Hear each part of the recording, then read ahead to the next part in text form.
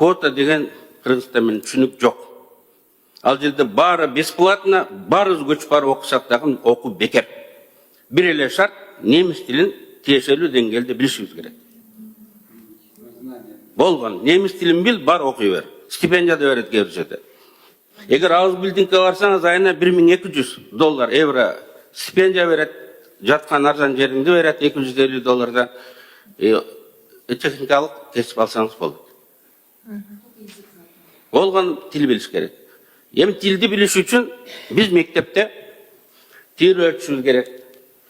Мен Өзбекстанда айтып коем, мына министр турат. Урматтуу депутаттар. Мирзаев саясат боюнча экспорт квалифицированный рабочийsi болот. Тил үйрөтөт. Мамлекеттин эсебинен. Эгер бир мугалим мен немисче билем, балдарга тил үйрөтөм десе, ошол мугалимге или тил билген кишиге 120 миллион сум 5% суда берет. Курсун ачып ал деп.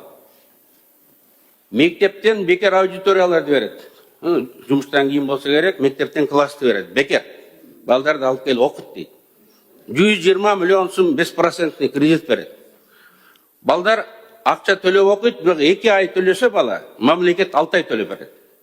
2 ай чыдап ата-энеси төлөсө, калган 6 айын мамлекет төлөп берет. Мына ошентип окутуп, Европа башка жака Россиядан алып качып жөнөтүп отурат. Ошон үчүн Өзбекстанга былтыр 19 миллиард акча сырттан келди. Мурунку жылы 14 болгон. 30%, 25-30%ке көбөйдү. Анткени алар диверсификация болуп, айлык акысы көп өлкөгө, Южный Кореяга, Европага ушундай жөнөтүп атат. Эгер биздин балдар Германиядан билим бекер алабыз десе, болгону мектепте немис тилин окуш керек. Бирок бизде былтыркы кабыл алынган программа боюнча немис тили мектеп программасынан чыгарылды. Мамлекеттин эсебинен бекер немис тили Кыргызстанда окутулбайт. Казакстанда окутулат, Өзбекстанда окутулат, Тажикстанда окутулат. Кыргызстанда бекер мамлекеттин эсебинен бир балага дагы немис тилин үйрөтпөйт.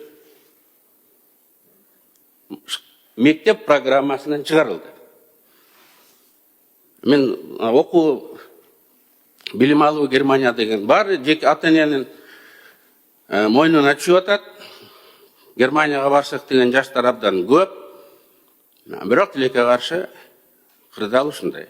Муну ачык айтып атам, сиздерден мен жардам күтөм. Кат жазган бул боюнча көп жолу өкмөткө.